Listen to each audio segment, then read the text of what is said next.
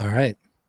Here today with Molly Schlachter, the creator and person who runs PhotoJam. We'll talk about that in a little while. But from my research, it seems you're a photographer, teacher, and artist. And if it seems like we started in mid-conversation, we have been talking for a little while now. So how did you decide to go to art school? Oh, well, that was so long ago. High school, it's what I wanted to do.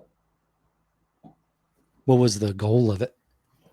I mean, I went to school at first and I just thought being an artist sounds groovy, but I ended up getting a degree in creative writing. So I didn't really finish art school, minor in fine arts, but a degree in creative writing.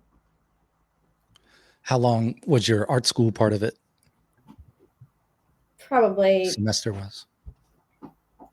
yeah, I don't know. That was so long ago. I mean, the first year and a half, I'm not really sure. So did those credits count towards the creative writing then? You could just switch over the major? Well, I ended up getting my degree in creative writing. And from there, I went on to teach English as a high school teacher here in Lancaster. But that lasted only a dozen years. And then I became a photographer. Well, a dozen years teaching, that's a lot. Yeah. What grade were you teaching? High school. Yeah. All the grades. Oh. Yeah. In a large school, or was it a few hundred people, or was it a school that had like thousands of people? It was a pretty decent sized school. I don't remember the population, but it was the city schools in Lancaster, Pennsylvania. Okay. I went to Essex High School in Rappahannock, Virginia. And Rappahannock? one of the I know Rappahannock. Rappahannock. Yeah. Rappahannock's across the river. Tappahannock is where I went. That's where Essex County Oh, is. Tappahannock. Okay. And there's a Lancaster County right across the river as well. There's also a Lancaster, Pennsylvania. Yes, so, there. California, Pennsylvania. So apparently it's all the same, only the names have changed. Lyrics from Bon Jovi are not so true that it's all the same and the names are changed and the names are the same. Right. From teaching, then you did English and creative writing, or just English? That was my thing. When I was a teacher, I created writing and reading workshops in my classroom. And so I really structured it so that the kid was in charge of their journey. And I think that really reflects to what I'm doing now with PhotoJam. It really is about the journey and their creative process. What kind of like creative writing exercises did you have in your high school classes?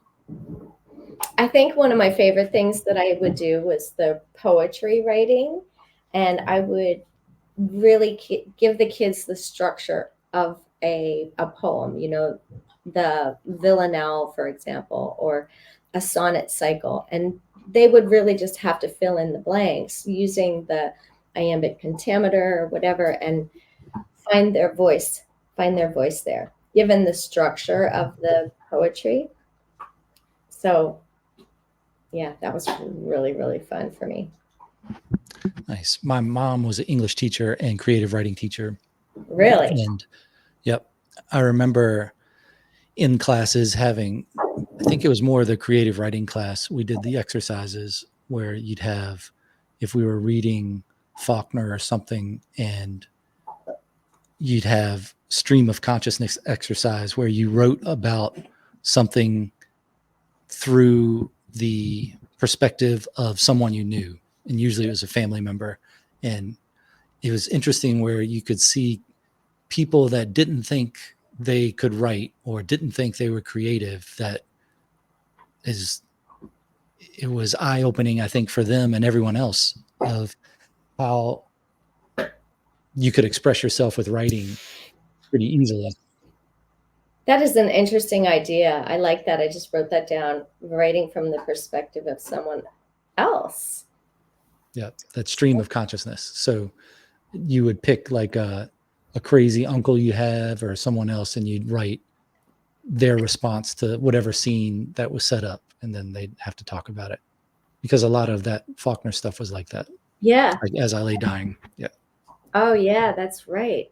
Interesting. So, did your mom, was that your influence in your own writing? It probably, I don't know how it couldn't be, because, Mhm. that's my mom.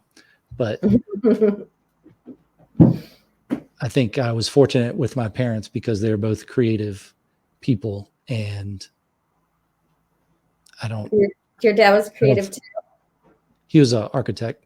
So I don't Wow. think I could have had a more ideal childhood. So I was fortunate in that perspective. And yeah, they definitely made me who I was. They made me and made me who I was. So They fostered that creativity in you. That's awesome. Do you have siblings? 2 brothers. Yeah. So an older brother and a younger brother. So I think that helps with creativity too, is if you're a kid and you learn how to play, like whether it's our mainstays were Legos, Transformers, G.I. Joe. G.I. Joe action figures, not the dolls. And not that there's anything wrong with G.I. Joe dolls, but you had the other ones, these other popular toys at the time mixed in, He-Man and Centurions and all those. But I think it helps if you have toys like that where you have to create a story. It's not something that somebody just says, this is what this is, and that's how Mhm. you play with that or entertain yourself when you're a kid, that you have to create those narratives and those ideas. So I think that goes into writing and maybe creativity in general. Probably all kids are more creative when they were kids than they are as adults until they get that stomped out of them by society.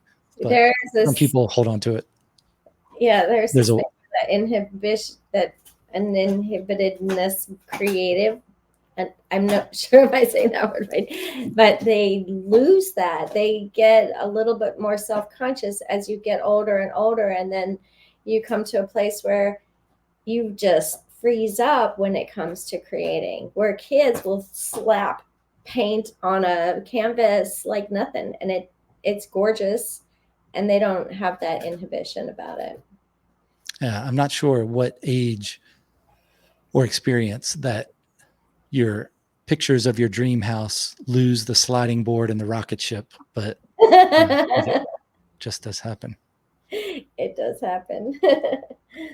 When you did your lesson plans for teaching, did you do those like on a daily or weekly, or how did you approach I lesson think plans? I think I winged it every time. But I Oh, set up a structure. I set up a structure for my lesson plans where like I said, the kids were in charge. They had their agenda, they had their assignment, and they knew where to go with it. I was just like a coach. That's how it became for me, where I could just like let them go, do their thing, write, peer edit, whatever. And I just got to like walk around and read their stuff. And it was so much fun. And that is exactly what I'm doing now with Photo Jam, is that I get to be surrounded by people's art and help, you know, just the group works itself. It's really fun. when you switched from your art major to English, Hmm. were you interested then in teaching? Do you think that was something was a goal of why you chose it? It was not. No, it definitely wasn't. I'm not sure what I thought I was going to do with it. Like I just wanted the creativity in my life. I enjoyed it. I liked writing. I found myself in the flow, as you know, when I was writing. So Hmm. it's just where I wanted to be. Do you have that? Do you have that like zone where you write and you zone out? When you get lucky. Yeah. I think I'd equate it maybe with the highway hypnosis idea when you're driving somewhere and then you're thinking about something else. This is probably not good, but you're thinking about something else and then the miles go by and you're just there and you're like, huh, I don't remember that part of the trip. Writing, when you get into that flow of it, is not like that for me so much, but it does seem like you're trying to keep up with your ideas. Like the ideas are not, you're not pulling them out, you're writing them down as fast as you can. And Hmm. maybe some of them, it's the overflowing cup that you don't get them all, but you're trying to. Hmm. Well, I find that when I get into that flow state of writing or just even picking up my camera, I I really find that it quiets my mind. Like I don't have the the voice in my head reminding me of the laundry that I didn't do or the bills that I need to pay or all of those other things. I really just get into that flow state. And that's the drugs. That's the drugs for me of it. Hmm. It's that focusing on one thing and then the other stuff drops away. Mm, yeah. Yeah. Yeah, I think What so. is the what's the first thing you remember writing? Gosh. I mean, I was a little writer when I was a kid. I'd like to write little stories, scenarios when I was younger, and I'm not sure whatever happened to those. They disappeared, but I do have a memory of writing something. Um, One night I started writing, and I kept writing, and I wrote until probably the wee hours of the morning, and it was a piece that was like that stream of consciousness, but I felt like I needed to be wearing a seatbelt. That's how like Hmm. into it I was. Like I felt like I could just keep typing, and it would just never get less interesting. It was so good, I thought. And then I think about that piece a lot. Like I don't know whatever happened to it. I did it on a typewriter, like a brother word processor thing. So like Mm-hmm. it wasn't in a computer anywhere. Interesting. Do you think of yourself as a writer now? I still do, yes. I still do think of myself as a writer. I mean, people know me as a photographer, but I know that the writing is still in me. Do you have a specific like workup or things you go through before you start writing to get into that, like I'm preparing to write, or does it just appear and it's like, okay, now it's time to write? I think if I get an idea in my head and I begin, then it can go. Yeah. Um, Same with photography. Like when I go out to do a shoot, or if I'm just going out for a photo walk and whatever, I feel like that first photo that I take kind of lubricates my creative juices. Same with writing, like that first tapping at the keyboard will lubricate the rest of it, and I can just go. Free writing is a great practice for that, and shooting aimlessly is a great practice for that. Do you have anything particular when you're doing photography that you like to take pictures of? Any subjects that maybe other people would see as not mainstream? Um, no, I'm pretty. I think that everybody has their own voice visually and in their creative practice, but I think my favorite thing to do is people. I love shooting people. I love getting the expressions and the humanity. And can you see this dog in front of Mm-hmm. my lens? There's no more bow in this flower.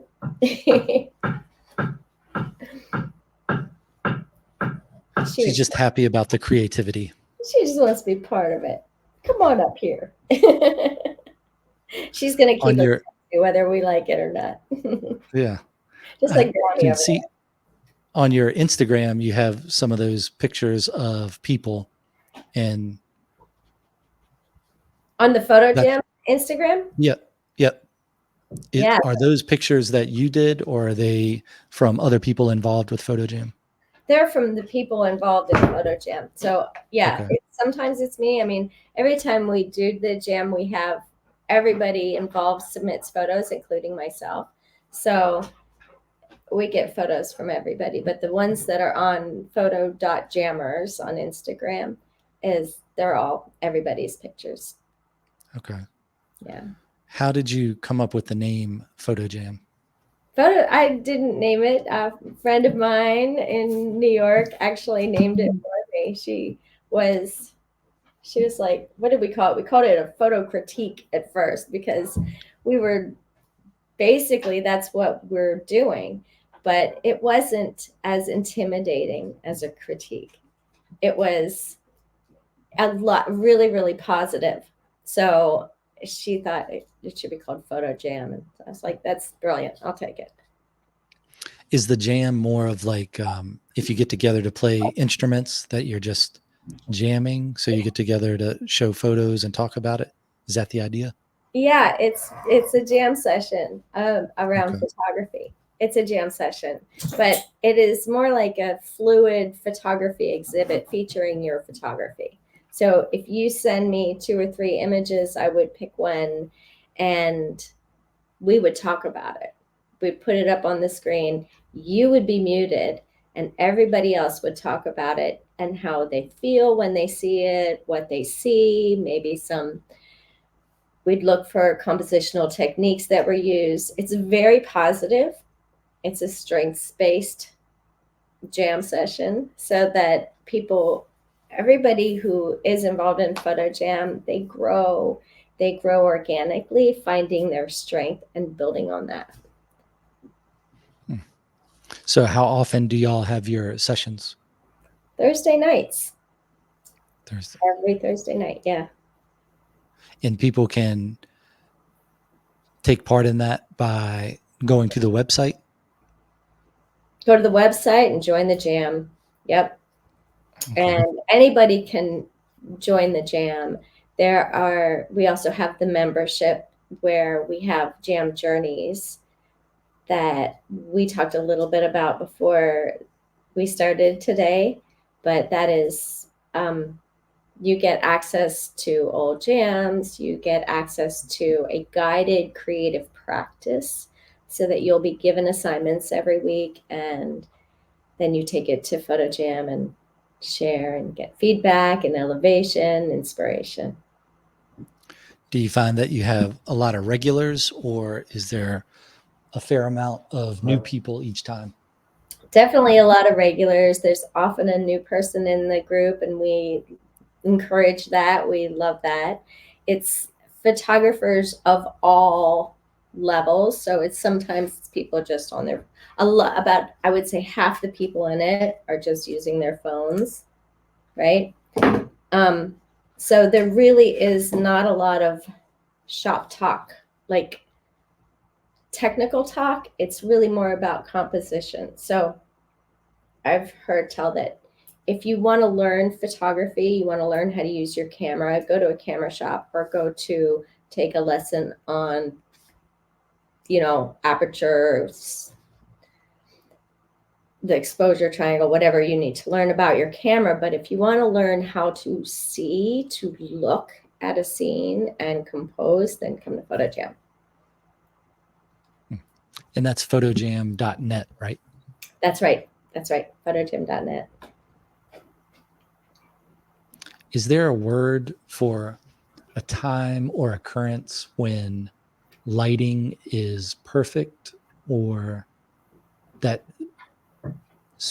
particular time of the day where you can just look outside or look somewhere and you go, wow, that's a photo type light? Like, do you have those feelings when you look around just in nature? So I think you're speaking about the golden hour, that time. There's that golden hour in the morning as the sun comes up, that first hour of sunlight, and then the last hour of sunlight is another golden hour during the day. But I think what we learn is that the light can come from anywhere.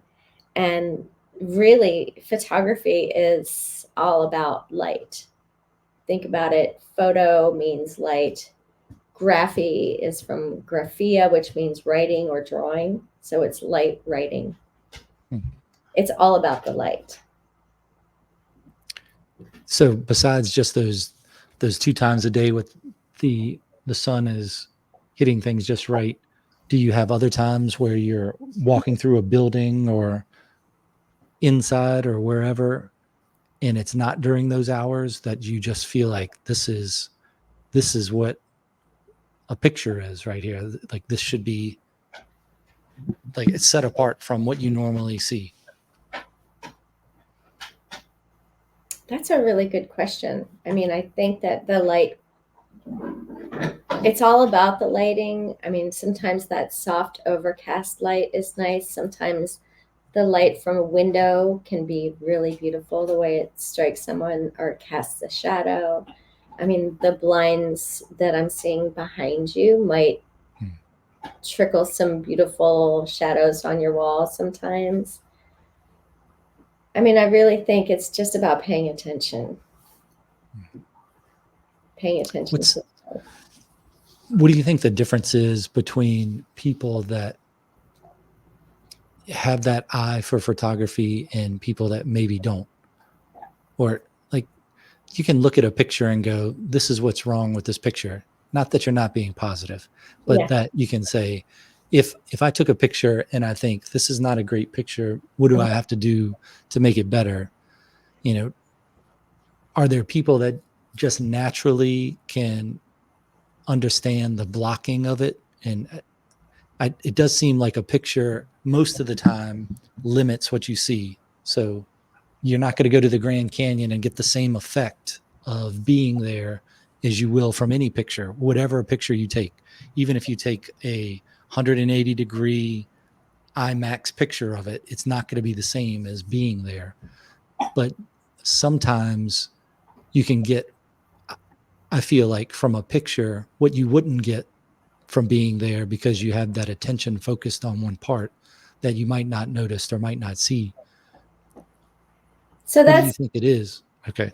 that's interesting. You know, some people seem to have an eye. Everybody has an eye. Everybody has their own unique take on everything. Like, we believe in Photo Jam, we have 3 rules. No contests. We don't compete with each other. We don't say this is the winner of the jam or anything like that. There's no judgment. We don't try to put our visual voice onto someone else's photograph. And the third one, which is the one everyone always remembers, is no politics, because it is such a reprieve from the political everything else out there, that we don't have to worry about that. We just think about our art. And because each person has their own unique visual voice, we don't come to a photograph and say, oh, well, I think it would be better if you cropped it this way, or if you had this or that or whatever. We don't get to say that because it's not our vision. We can only react to the vision. We can only act as the audience to a photograph. And that's kind of the magic, because the author of the photograph gets to see how people react to their visual voice. Like, what vibe is it? Were they trying to go for like a bright sunny picture and someone saw something darker in it? It's all right. There are no wrong answers in PhotoJam. And I heard Jerry Saltz one time say that if there is a piece of art or photograph, in this case, that challenges you, that you look at and think, I don't see it, then try to consider, what if you were someone who would like that kind of art, what would you like about it? If you were the type of person that liked this piece of art or photograph that was challenging to you, what would be the thing? And then you kind of come up with a list of things. It's a it's really interesting to hear what people say about your own photography, as objective as it is. How do you think editors in a photo magazine like Architectural Digest, or I think there's a magazine called Photography, how do you think they pick the photos that they showcase in their magazine? Well, there are lots of techniques that we can use to make our photographs more universally appealing or attractive. But I think the bottom line is that it's emotional, whether it's an architectural piece of photography, then it's still very emotional. It evokes some emotional response. And all art does that. Art is emotional. And so I think that the editors of those magazines, they have a challenge to find and place the work in their magazines that they do.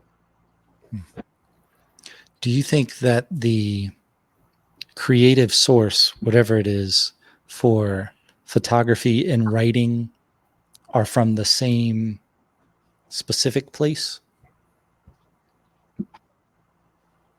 That place in your belly. Is that Just what you're talking about? from wherever it comes from, wherever that creative drive or that creative recognition of something comes from. I don't know. I don't know. I think that it comes from the individual, like whoever is the producer of the work. It's unique in everybody. Do you feel the same about writing as you do about photography? Or are there some differences? A lot of similarities. A lot of similarities, because when I switched from fine arts to creative writing, I just felt like this is a different medium. This is just another medium to create and be a creator and to be artistic, because poetry, like you said, poetry and visual arts can be just as powerful and just as you can get into the same flow. Have you,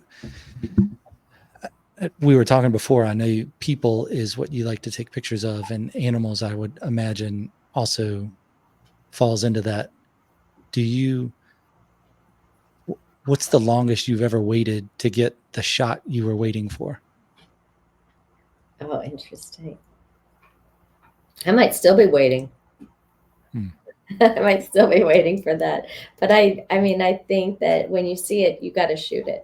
When you see it, you have to make it happen, because if you wait 10 minutes, if you wait a day, the light will be different. Everything is going to change. Moments pass us. And if you want to get that shot, get it. I found I learned a little about, I guess you'd call it photography, when we were traveling around the US in the RV. You get to see a lot of things, and a lot of times you'd be driving up to a city or see some sort of natural something or whatever, and you're like, wow, that's a good picture. And I found that usually when I thought to myself, that's a good picture, it was too late to get a picture of it because the moment was gone. And you have to start to develop that feeling of recognition.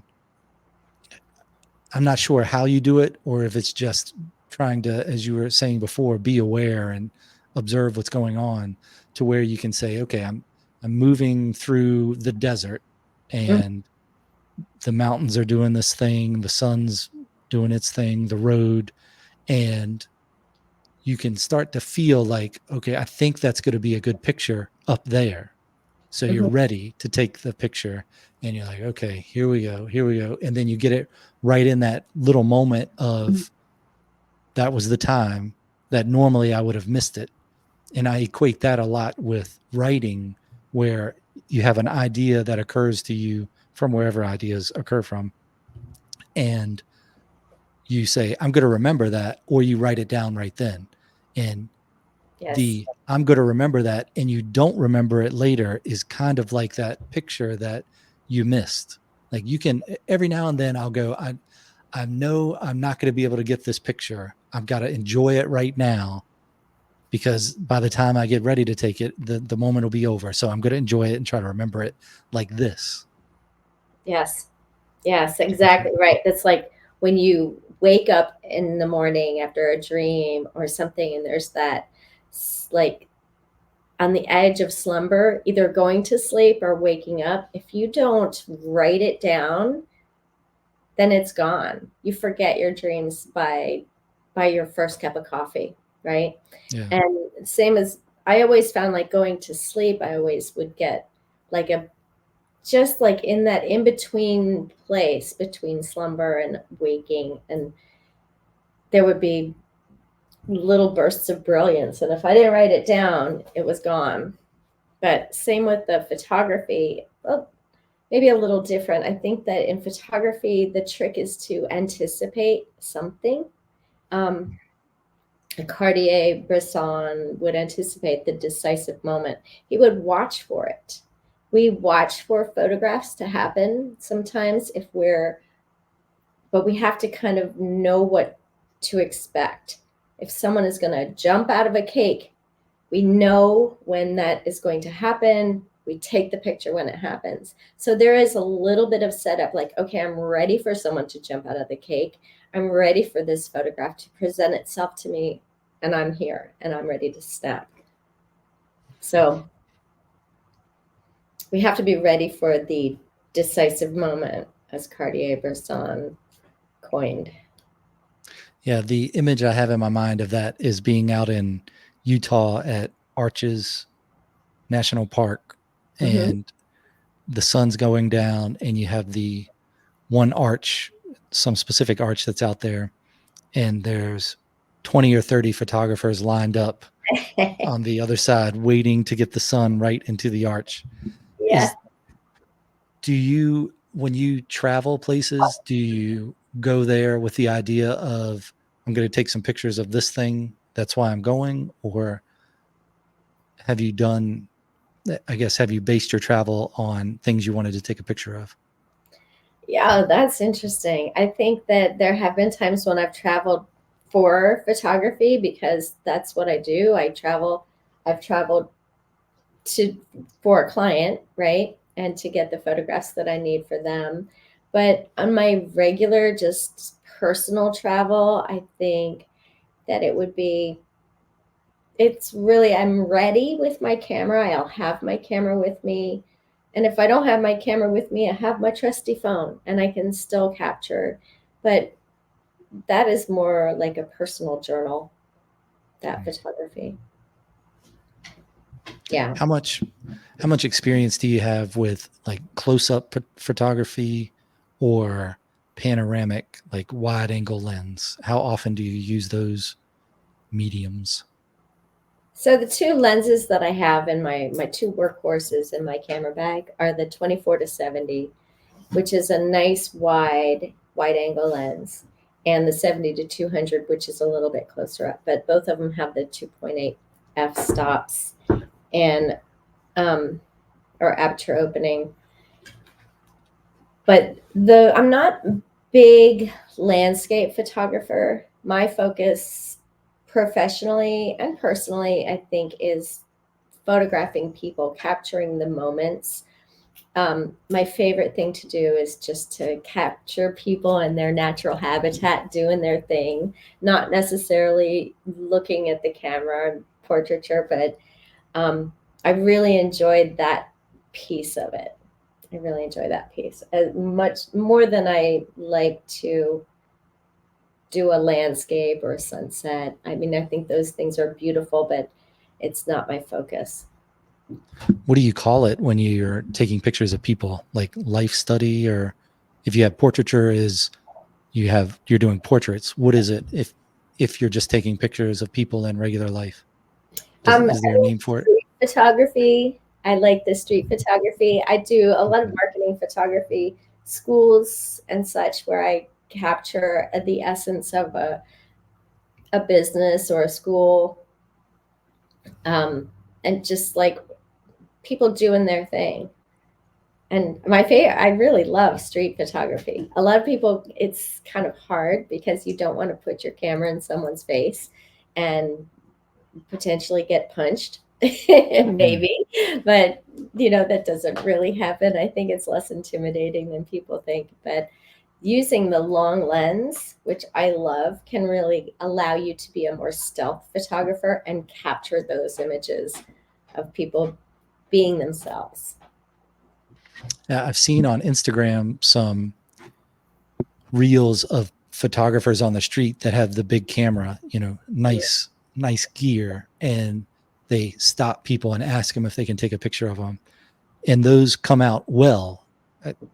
But I Yep. do think that you don't have that natural animal in their own habitat type picture if you're just taking a picture of someone crossing a street or whatever.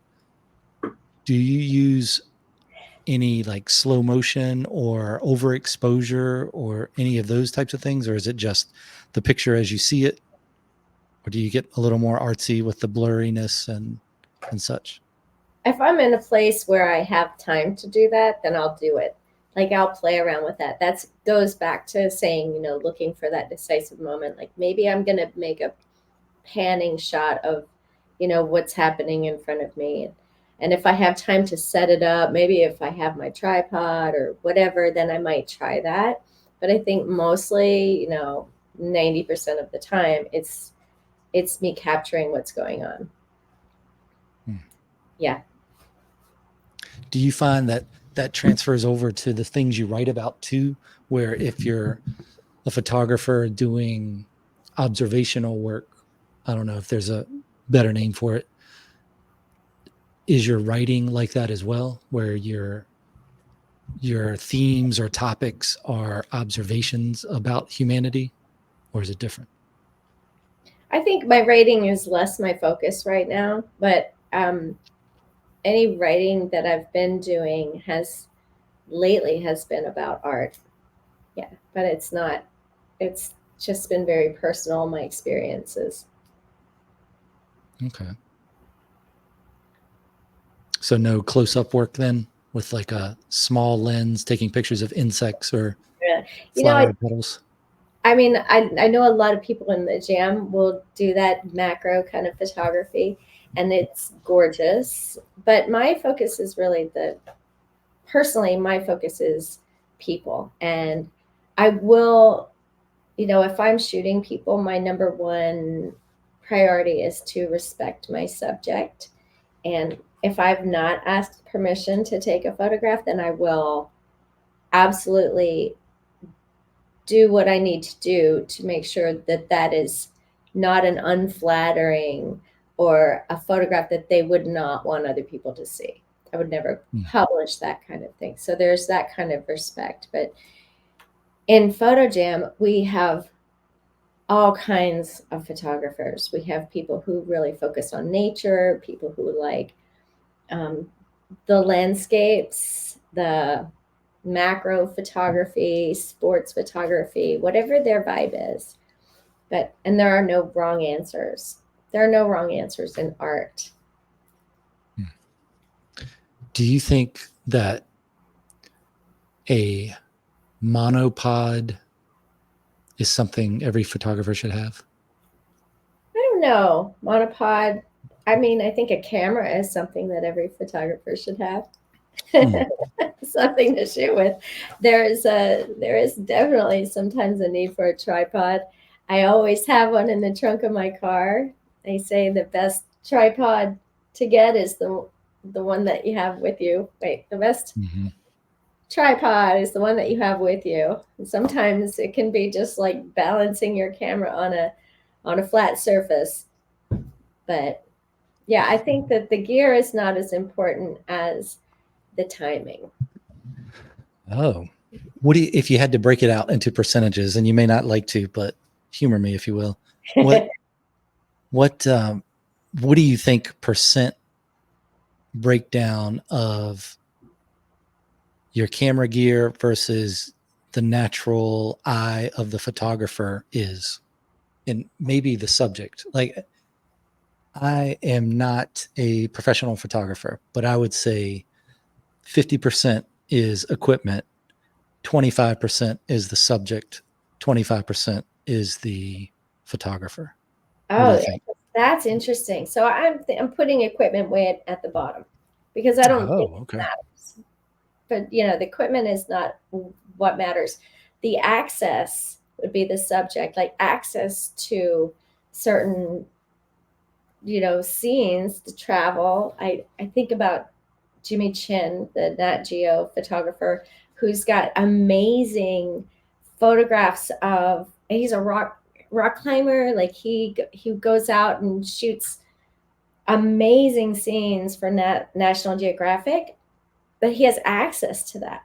Like you are not going to catch this photographer hanging off the edge of a cliff for a photograph. It's not going to happen. But that that's a big part of it. I don't know percentage having that access to subjects, maybe 50%.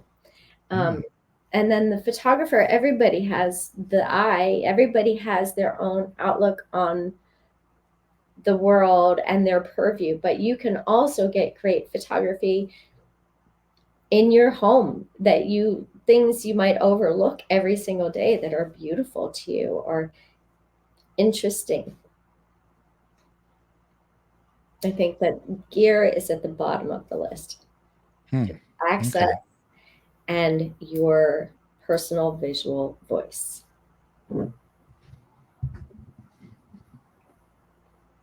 I just got back from maybe a month or so ago from a National Geographic trip to the Galapagos.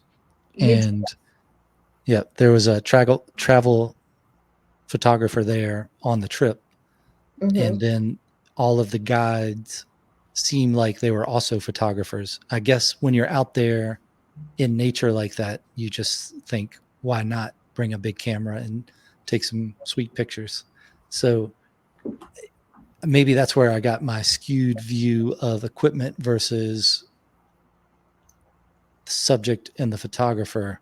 But maybe we're saying the same thing, because access, probably, if you have better equipment, maybe you can get to a better place. Whether it's, if you're shooting something with just your phone, you're not going to get the right. quality of picture that you could with the big lens, and you're getting in that close in work or the detail of it. I mean, it's a nicer camera, so it's a nicer camera. So maybe I'm just mischaracterizing access as equipment. I need to reconsider my breakdown. But it's interesting seeing people out there working that are photographers and what they consider that a regular person maybe doesn't, like waiting for the moment, or I guess it's that thing you were talking about before of putting themselves in the position to where they can get the shot, because just the experience of knowing this is my voice as a photographer, this is the angle I normally like, this is how I'm trying to tell the visual story differently than anybody else with a cell phone taking a picture of it. Well, I mean, I think to your point, it's a good one that you have to have sometimes the right gear. And maybe I should bring the gear up on my list a little bit after you've said that, is that to have the right gear in hand when you're going for that shot. Like if you're trying to get that beautiful nighttime scene of the stars, you're going to have a tripod. You're going to have, whatever it is. But if you don't have that gear, if you don't have any gear, then the shot's gone, right? Access, It's personal purview, gear, yeah. well, all of it, all of it. I think access is a big thing, and when I think about it more, because it's a lot of things in life. When you're just living normal, you walk by and don't notice the detail that you would notice if you stopped and put a camera on something. And Yeah. I guess if I was doing a photography class, that's maybe a catchphrase I would use, is put a camera on that. I like that. But it's, when looking at the the travel photographer's work and being at the same place and having the same, taking the same picture of the same scene. Like I've taken a picture of the same scene that she was taking a picture of, but her picture's a lot better. And it's because she's able to hone in on that spot, whether you're looking at an iguana's face. Like I can have a picture of an iguana, but if you're really in personal on the iguana's face, it does turn into more of a portrait of the iguana and a little like just life work, because it's like that street photography, except you're on an island with rocks and there's no streets, but there's an iguana there and you're just taking a picture of the iguana doing its regular thing, but you And have a clear picture of it. you're saying a lot better, that person's picture is a lot better, or is it a lot different?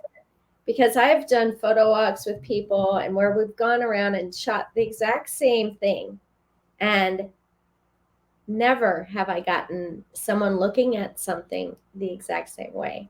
Like the photographs are all different. If we have 10 people on a photo walk, we're going to get 10 different photographs of the same thing. And I think that's the beauty of it, like that we have those different interpretations. Some people may photograph that iguana as part of the scene. Some people may zoom in and get a little portrait of the iguana. Some people may get a corner of its eye or its tail. It's all about what you want to get. You have the heart of a teacher, and I understand you have the photo jam thing on there, and maybe my characterization of it being better versus different. Okay, I can see it, but there's definitely things that I look at. If somebody handed me a stack of pictures and they go, pick out your favorites. Again, I guess this is just, it's the individual's taste and the perspective, that Mhm. you could definitely say, not that one, not that one, not that one. Oh, this one, not that one, not that one. Oh, this one. I mean, there's going to be ones that each person likes better than others, and it'll be different for different people. I understand. So I understand what you're saying. I understand. And we do that to ourselves too. As we take a bunch of pictures of something, that iguana, we might take a dozen pictures of the iguana and we'll be like, not that one, not that one. We curate for ourselves. We Yeah. color pictures and curate our own favorites.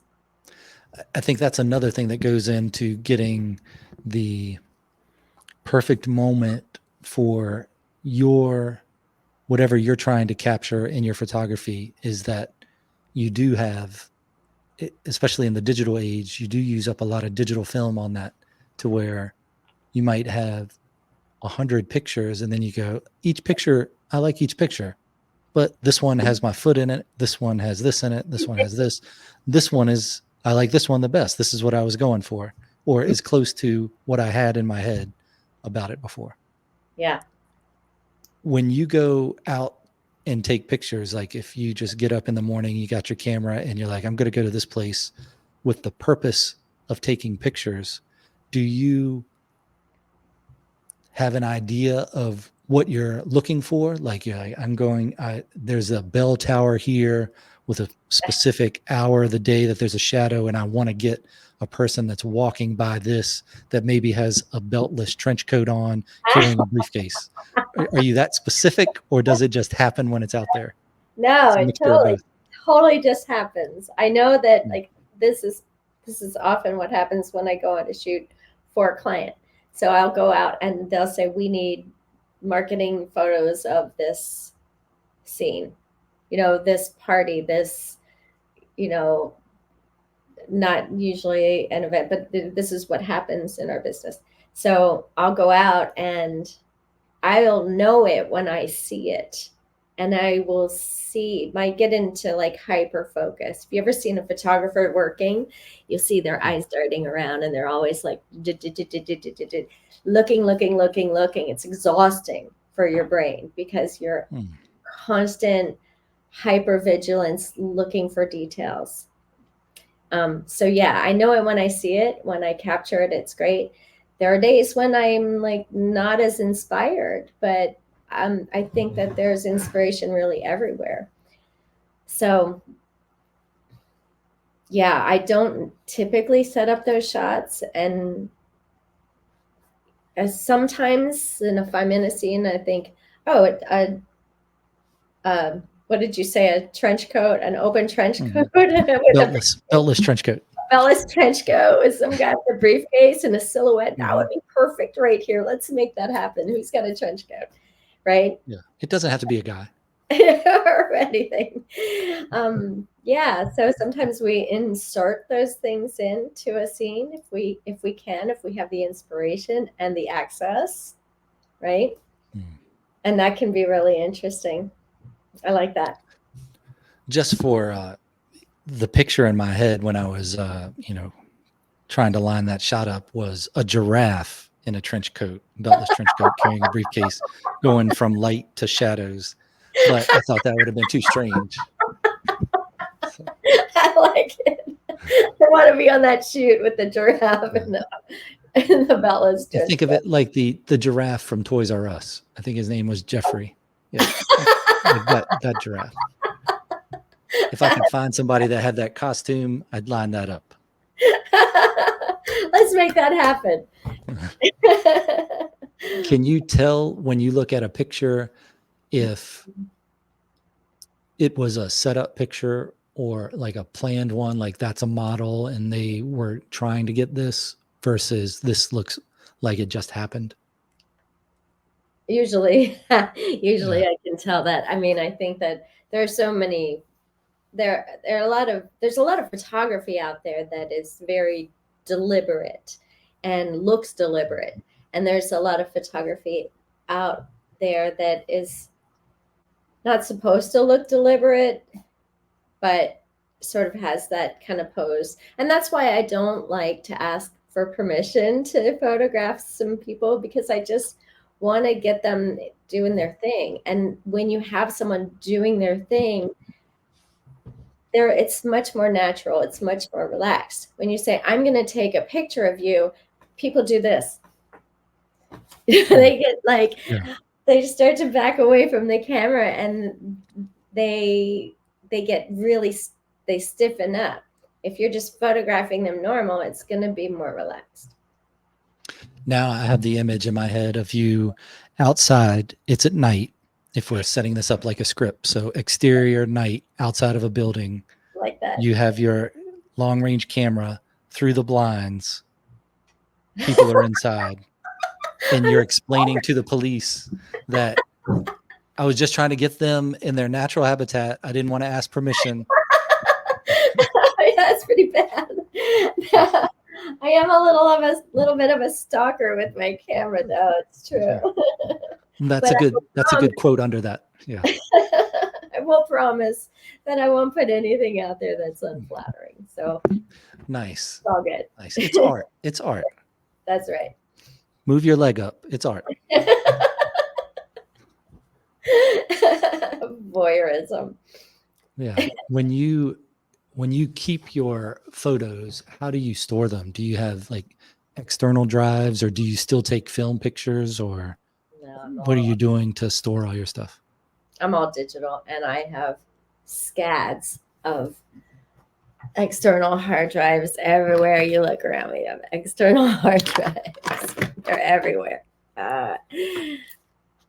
So yeah, I don't have enough room on my computer to store all my photographs. I have like tons of externals.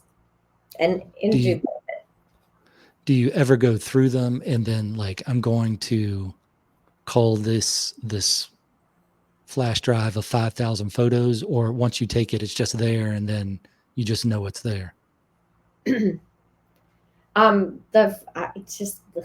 go through every photo shoot that I do and cull, and I have a little hoarding problem with photography because it's my thing, but I try to keep them as long as possible.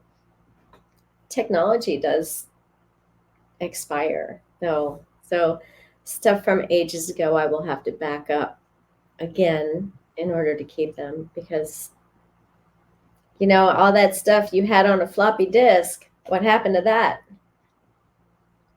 Yeah, it melted away. Right. Right. So I would classify that as digital hoarding. for sure. I do wonder of all the pictures I've taken, I may have gone back and looked at a lot of them, but then I look on my phone and there's thousands of pictures and I go, man, I am never going to use those, but I can't bring myself to delete them. And then I say, the reason I'll keep them is because it geolocates each photo. And then I can look at a map of the world and go, okay, this is all the places I've been because here's the picture that I've taken. That's so cool. Yeah. But I think that's just an excuse for not wanting to go through any race pictures. Do you have an iPhone, or you you do? Okay, so yeah, in the same camp. Yeah, I know a lot of people use the Android, but I don't understand those people. I try to. To each his own. Yeah. I'm glad there's choices. Yeah. Yeah, I think I've gotten into the Apple camp. So. Yeah, the switching cost is too high once you get in. They definitely do that on purpose. Same with my camera, like Nikon, Canon, Sony. Once you get married to those lenses, it's too much to switch over to a different brand. When you go on a regular out to shoot in the streets, which sounds bad, but when you're going to take pictures in the street, what kind of setup do you have? Do you take a whole bag and everything, or do you have one camera and go? Oh, you know what? When I'm doing something just for a creative excursion like that, not knowing what I'm going to get, I will tend to take one camera body, one lens, and not have a whole bunch of gear, because I find it more freeing to just have one, have my hands free. I don't want to have to carry a bag and other stuff. If I'm going to do that, I want an assistant.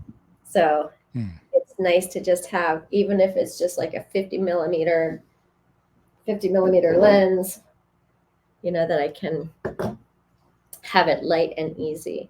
It may not give me that access to wide or tight, but it's not about, if I don't know what I'm shooting, it's just getting the general all around.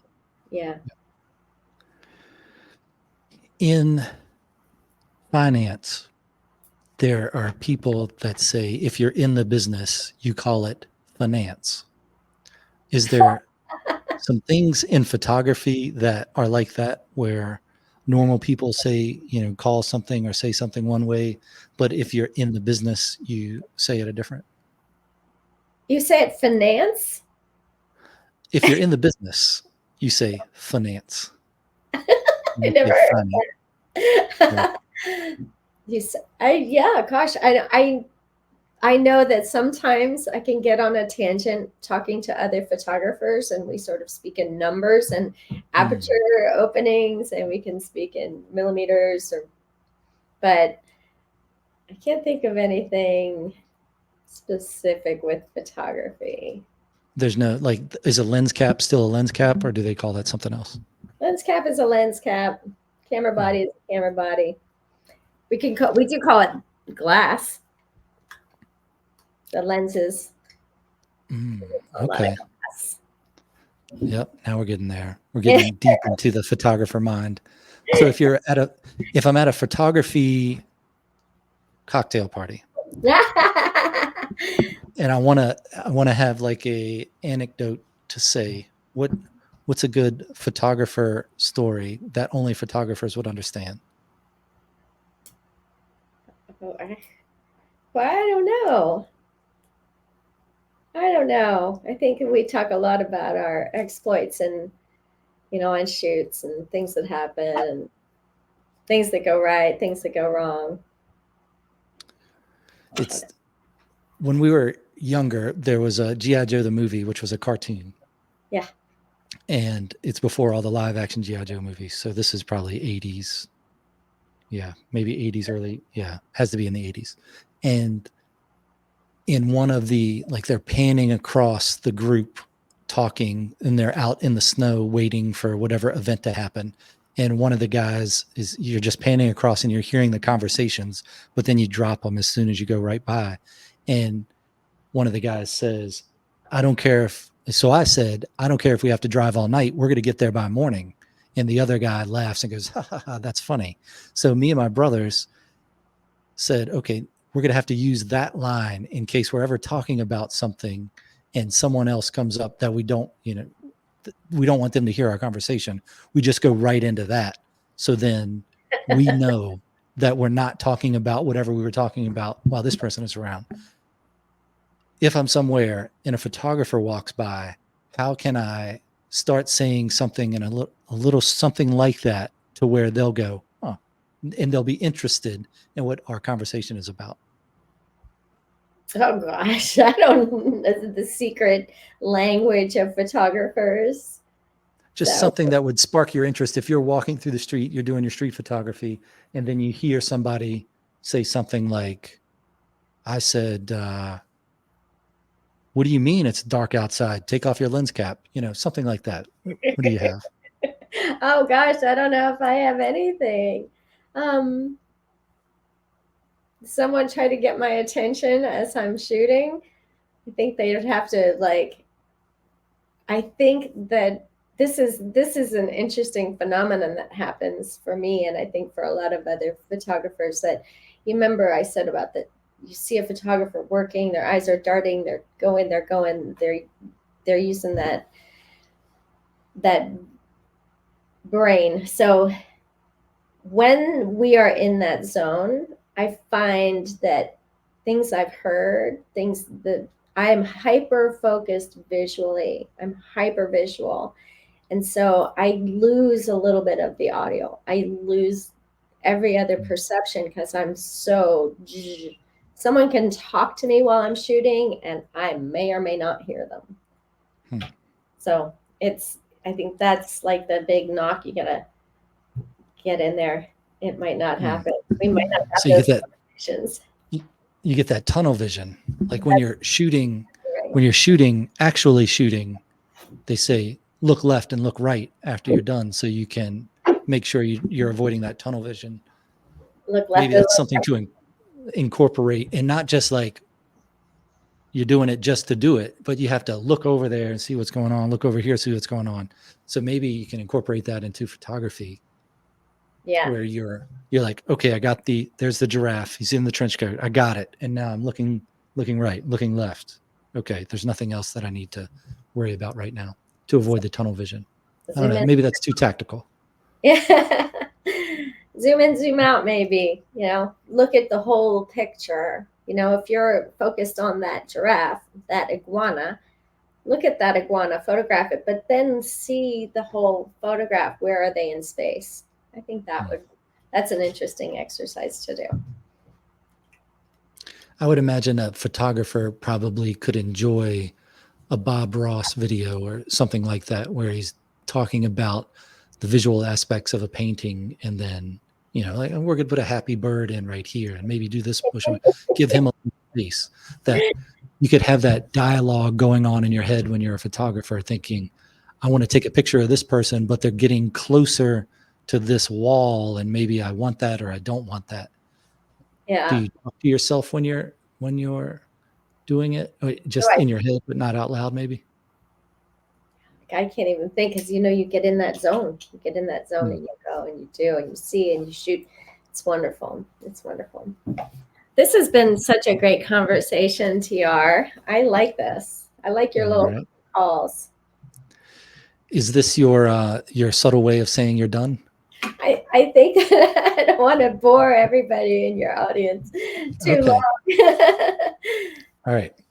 Well, when I start to put my finishing touches on my trash corral book, I'll get your input. All right. I have this thing for barns and trash corrals, like just across the country. I know I have hundreds of pictures of those. I need to put them together. But That's in exciting. closing, do you think that a picture, being a English teacher, creative writing person, and a photographer, do you think that always a picture is worth 1,000 words? Oh, yes. Yes, yes, yes. Really? Absolutely. Okay. Absolutely. There are 1,000 words that happen in, I mean, In Photo Jam, we talk about photography, and kind of the beautiful thing about it is that there's so much to say. And the longer you look at a photograph, you really see more and more and more, and maybe even more than the photographer intended. So, yeah, I think it's magic. What's the best way for people to follow your work in the Photo Jam? Is that the website? Do you have any other? I mean, we're on Instagram, photo.jammers. You can follow us on Instagram, or you can just go to the website and sign up for a jam, get some exposure to it, and try some of our jam snacks. They're free, or become a member if you want. But I say, come on, join the jam. Check us out. All right, excellent. Well, thank you very much for your time, and look forward to seeing your new work and the people in the Photo Jam work on Instagram. And I'll put those links, the Instagram one and the photojam.net link in the show notes so people can find it there if they can't write it down now. All right. Great. Thank you. All right. Thank you very much for your time. I'll talk to you on the other side of this. All right.